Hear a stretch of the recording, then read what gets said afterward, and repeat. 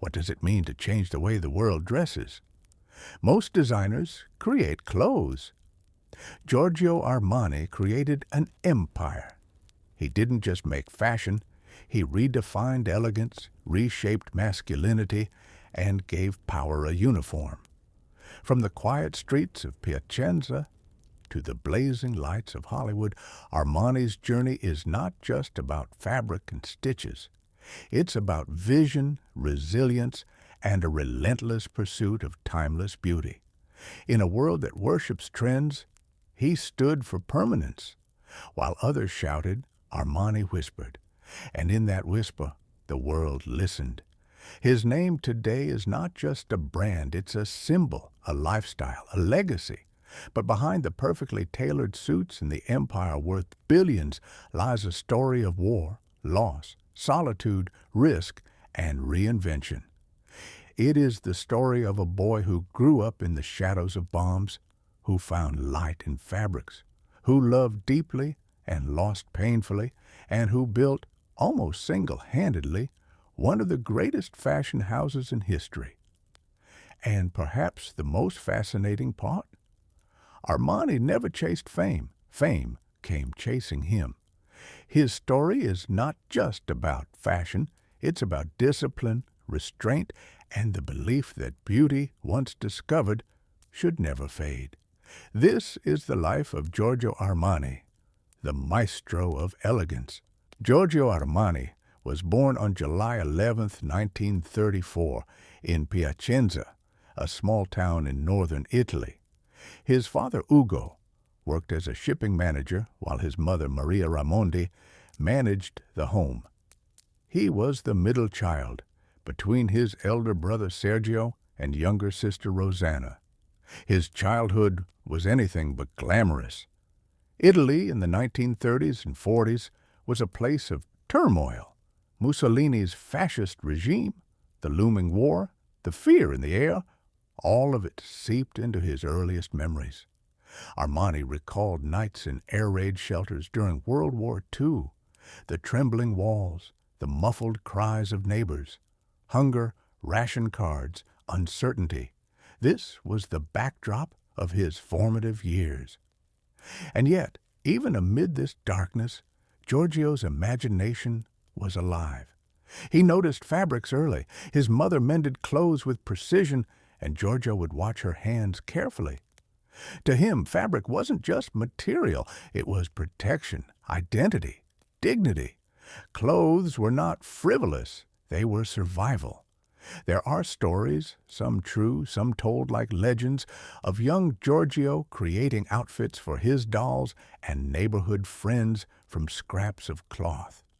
One neighbor remembered him wrapping curtains around a stick and saying, "This is how a man should look, strong but simple." It wasn't just play, it was instinct. Armani's eye for balance, proportion, and restraint was already forming. While other boys dreamed of football, Giorgio dreamed of silhouette and style, even if he didn't yet have the words for it. Later in life, Armani confessed that the shadows of war stayed with him forever.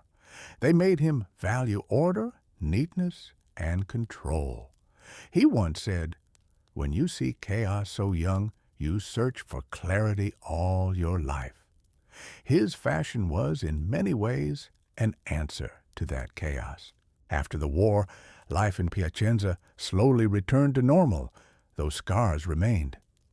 Giorgio was quiet, observant, almost shy. But his gaze was sharp. He absorbed details others missed. In his teenage years, Armani thought he might become a doctor. He even enrolled in medical studies at the University of Milan.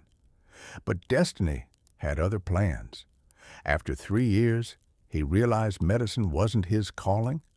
He left without a degree, searching for purpose. He found work as a window dresser in a department store, La Rinascente, in Milan.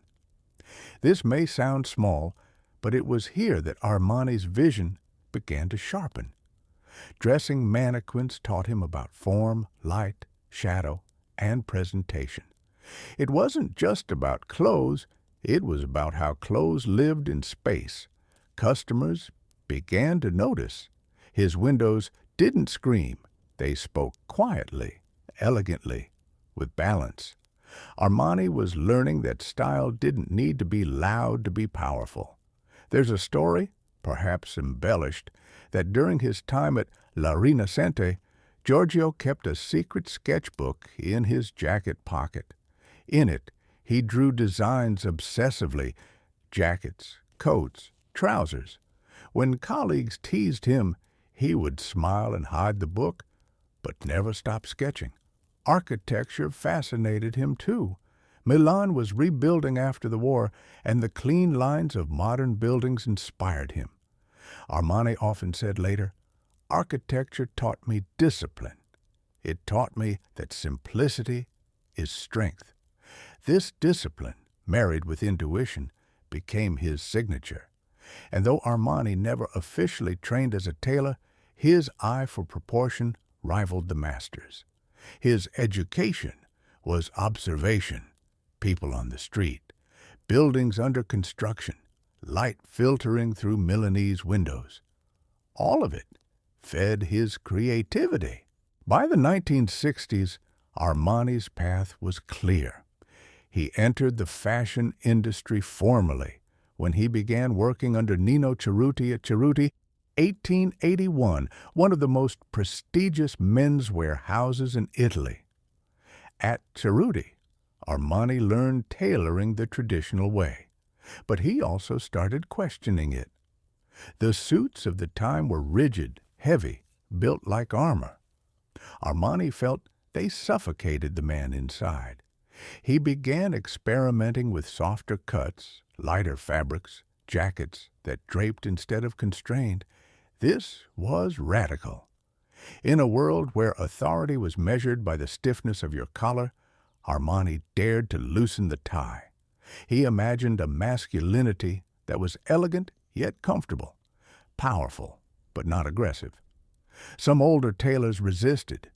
There's a story, half myth, that one of them scolded Armani, saying, "You are cutting the soul out of the suit."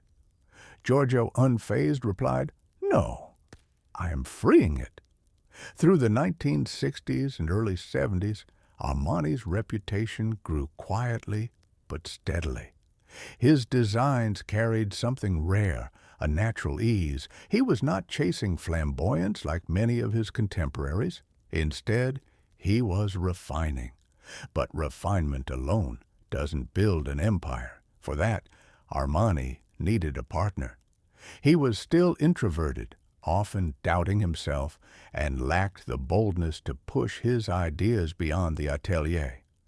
His destiny changed when he met Sergio Galeotti.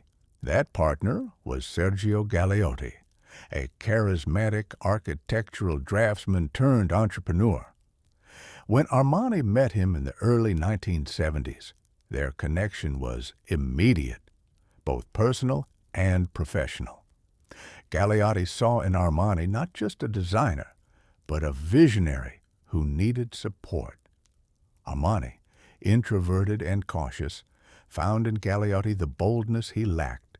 Together, they formed a perfect balance: Armani the artist, Galeotti the strategist. In 1975, they founded Giorgio Armani S.p.A. with little more than determination and borrowed funds. Their first collection was small, but it already carried Armani's DNA. Soft jackets, muted colors, timeless silhouettes. The fashion world noticed. It wasn't easy. Financing was tight. Risks were huge. Armani was 41 years old, not a young newcomer, but a man betting everything on his vision. Yet, his maturity gave him strength. There's a story, perhaps romanticized, that during one of their earliest business meetings, Armani and Galeotti were sitting in a modest Milan cafe, nervously waiting for a potential investor. Armani sketched a jacket on a napkin while Galeotti pitched the future. That napkin, some say, became the seed of their empire. By the late 1970s, Giorgio Armani was no longer just a designer. He was a name, and soon he would become a revolution. And unlike many fashion houses born of dynasties, Armani's empire was built on two men's vision, sheer persistence, and a willingness to risk everything. The late 1970s and early 1980s brought Armani his defining moment. Hollywood was looking for a new look, something sharp, modern, but timeless. Armani's soft tailoring and muted palettes were the answer. The turning point came in 1980 with the film American Gigolo. Richard Gere, playing a suave escort, wore Armani suits throughout the movie. It wasn't just costume design, it was cultural shock. The gray suit, the open shirt, the effortless masculinity, this became the uniform of a new era. Overnight, Armani was not just a designer, but the designer. Hollywood stars, from Al Pacino to Robert De Niro, from Michelle Pfeiffer to Jodie Foster, started wearing Armani on and off screen. The Oscars' red carpet soon became his runway. Armani didn't just dress actors. He elevated them. He gave them a silhouette of power without shouting. His clothes whispered confidence. Some say Guerra himself became Armani's unofficial muse, though Armani always denied having favorites. Instead, he said, "I don't dress stars. I dress people. It just happens that stars are people, too." This Hollywood connection was not just fashion, it was branding genius. Armani understood the power of image before social media even existed. By dressing the icons of cinema, he became one himself. And this was no accident. Armani was meticulous about Hollywood. He built personal relationships with stylists, agents, producers. He knew that if the silver screen embraced his clothes, the world would follow. In a sense, Armani became the invisible co-director of countless films, shaping characters not with words, but with fabric. By the mid-1980s, Giorgio Armani was no longer simply a designer, he was a corporation. Armani extended his brand beyond haute couture. He launched Armani Jeans, Armani Exchange, Emporio Armani, Armani Casa, Armani Beauty. Each line carried his aesthetic, simple, elegant, timeless. This expansion was revolutionary. While many fashion houses remained exclusive, Armani democratized his brand. He made it possible for a student in New York to buy an Armani Exchange t-shirt, while a CEO in Milan wore a bespoke Giorgio Armani suit. And then came sports. In 1982, Armani became one of the first fashion designers to collaborate with professional athletes. Later, he dressed Italy's national soccer team, Olympic athletes, and even the Chelsea Football Club. Armani believed elegance wasn't limited to the boardroom or red carpet. It belonged on the field as well. His empire grew like a carefully tailored suit, measured, precise, perfectly fitted. By the late 1990s, Forbes estimated his personal fortune in the billions. Armani had become the most successful designer in the world, financially and culturally. But the empire was not built without sacrifices. Armani was known to be a perfectionist, even controlling.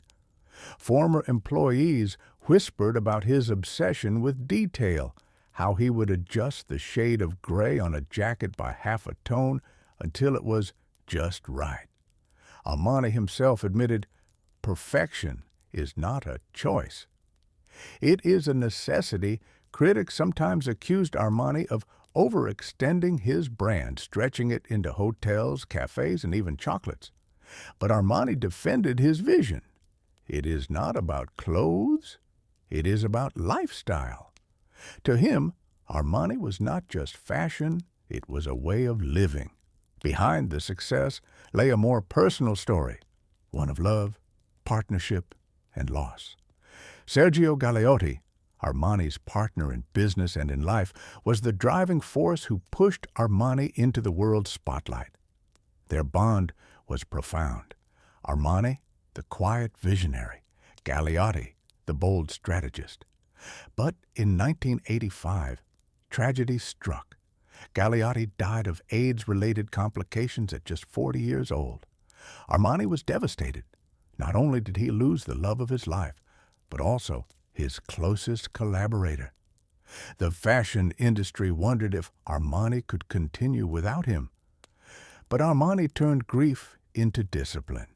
He threw himself even deeper into his work, honoring Galeotti by building the empire they had dreamed of together. Armani rarely spoke openly about his personal life, but once admitted, "Sergio gave me courage. When he died, I had to find that courage within myself." This loss shaped Armani profoundly. It made him more solitary, more introspective, but also more determined. The quiet strength in his designs after 1985 carried an undercurrent of resilience. Clothing, not just as elegance, but as armor against the pain of life. Friends noted a change in him. Armani became more private, more guarded. Yet, paradoxically, his work reached new heights of visibility. It was as if he poured into his empire everything he could no longer share personally. The empire became both monument and sanctuary. What made Giorgio Armani different? Why did his designs endure while others faded with the seasons? The answer lies in his philosophy. Armani rejected trends. He believed fashion should serve life, not the other way around. His color palette, grays, beiges, muted blues, was deliberate. He wanted clothes that didn't shout, but spoke softly, with authority. He once said, "Elegance is not about being noticed. It's about being remembered." This approach influenced not just fashion, but culture itself. Politicians, business leaders, actors, athletes, all wore Armani. To wear Armani was to project power without arrogance. Armani also pioneered minimalism in fashion long before it became a buzzword. His aesthetic of restraint, clean lines, natural fabrics, comfort with dignity, inspired generations of designers. Even today, in a world obsessed with logos and spectacle, Armani stands apart as a beacon of understatement. Beyond clothing, Armani expanded into architecture and interior design. Armani hotels in Dubai and Milan became temples of his aesthetic. Armani Casa brought his philosophy into living rooms worldwide. He wasn't just dressing bodies anymore. He was dressing spaces, experiences, lifestyles. One journalist once said, "If Coco Chanel liberated women, Armani liberated men." He made it acceptable to be elegant without being stiff, powerful without being loud. His impact was not a trend, it was a cultural reset. As Armani aged, questions about his succession arose. Unlike many designers, he remained fiercely independent, refusing to sell his company to luxury conglomerates like LVMH or Kering. Armani wanted control, not for ego, but for purity. He wanted his vision to remain uncorrupted.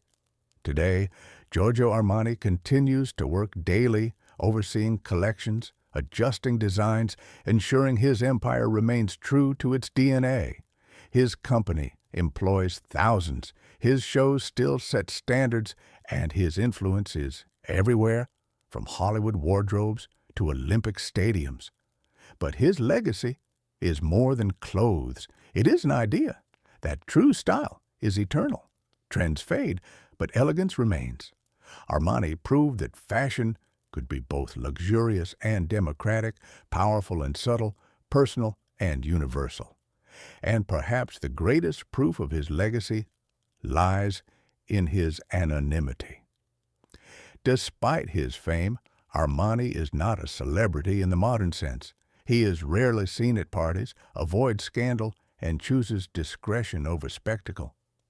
His power has always come from discipline, not drama. Future generations of designers may innovate, disrupt, and dazzle. But the foundation of modern elegance, the quiet strength of simplicity, will always trace back to Giorgio Armani. And so, from the quiet town of Piacenza to the global stage, from war-torn childhood nights to the lights of Hollywood, Giorgio Armani built more than a fashion house. He built a world where elegance is armor, where restraint is power, and where beauty is timeless. His journey is one of resilience, vision, and an unshakable belief that clothing is not just fabric, but identity. Giorgio Armani is not just a man, he is a philosophy, a living reminder that simplicity, when pursued with discipline, can change the world. You've just listened to another story from Story Vault, a place where lives, legends, and moments are kept alive. If this journey spoke to you, if it made you think, smile, or see the world a little differently, do me a favor. Tap that like button and subscribe to the channel. Because here at Story Vault, there's always another story waiting to be told. And I'd love to share it with you. Until next time, keep your curiosity alive. And I'll see you in the next story.